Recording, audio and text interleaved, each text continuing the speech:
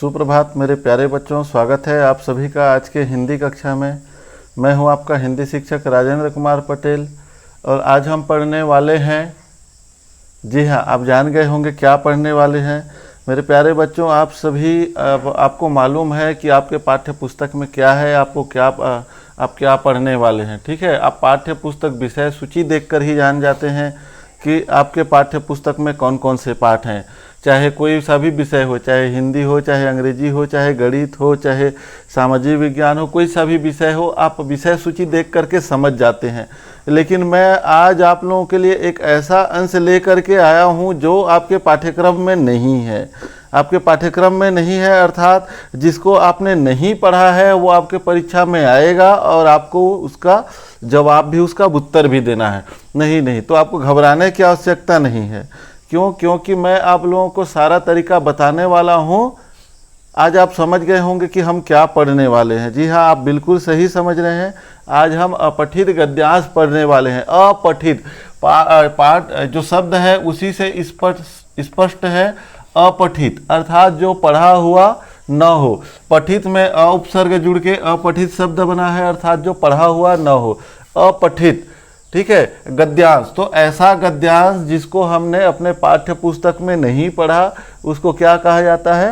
अपठित गद्यांश। आप लोगों को मालूम होगा कि आपके प्रश्न पत्र में, आपके परीक्षा में इस तरह के सवाल पूछे जाते हैं और उस गद्यांश से संबंधित कुछ सवाल भी पूछे जाते हैं और उन सवालों का जवाब आपको देना होता है।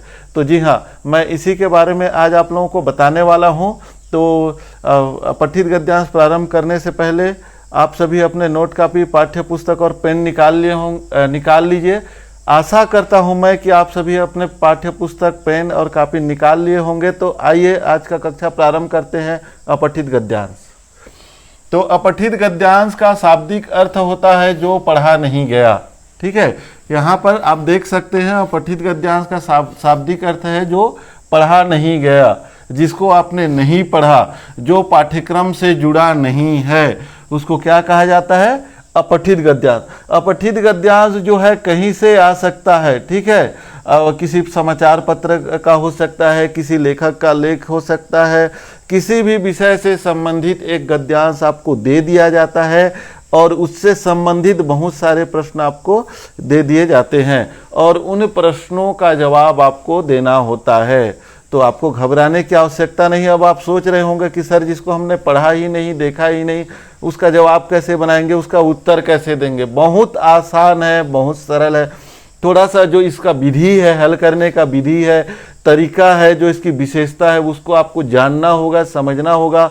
तो बहुत आसानी से आप अपठित गद्यांश के प्रश्नों का जो है जवाब दे सकते हैं, हल कर सकते हैं। तो आइए देखते हैं आगे अपठित गद्यांश को हल करने की विधि या विशेषता।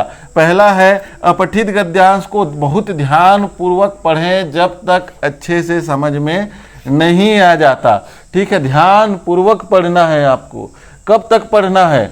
1 बार, 2 बार, 3 बार, 4 बार, 5 बार, 6 बार, 7 बार। कब तक पढ़ना है?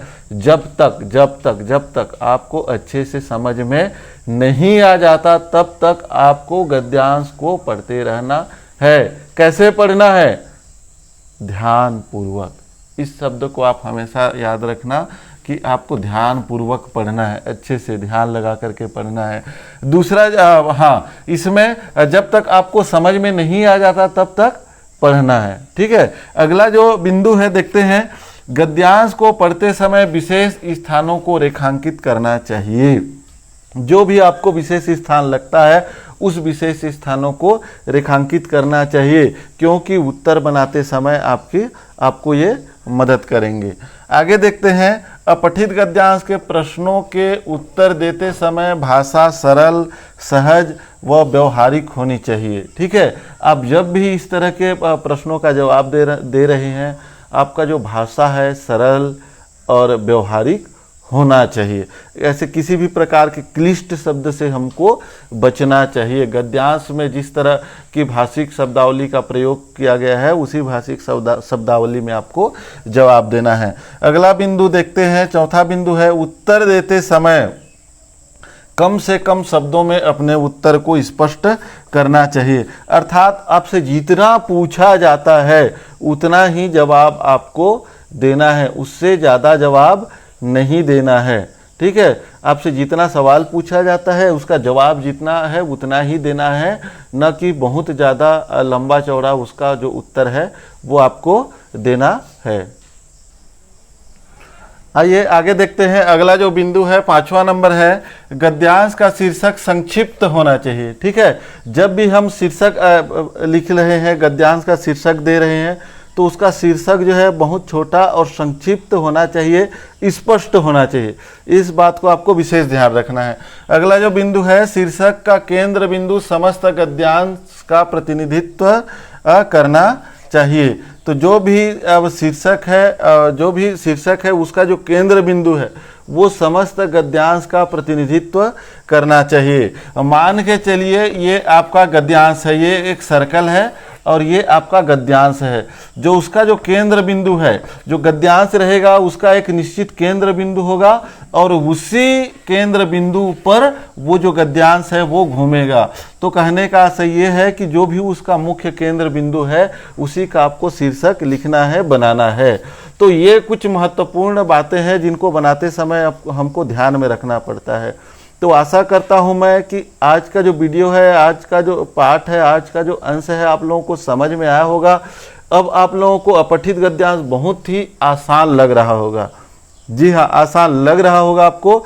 और मैं आप लोगों को जो है इस अंश से संबंधित कुछ प्रश्न दे रहा हूं, उसका जवाब आपको देना होगा। अगले वीडियो में मैं आप लोगों के लिए कुछ अपठित गद्यांश लेकर के आऊँगा जिसका उत्तर आप लोगों को बना करके देना होगा। मैं आप लोगों को गद्यांश बताऊंगा और आपको प्रश्न दूंगा, उसका जवाब आपको स्वयं देना होगा। तो मेरे प्यारे बच्चों, आज के वीडियो में बस इतना ही। आप सभी कक्षा में सम्मिलित हुए, वीडियो को देखे उसके लिए आप सभी को धन्यवाद।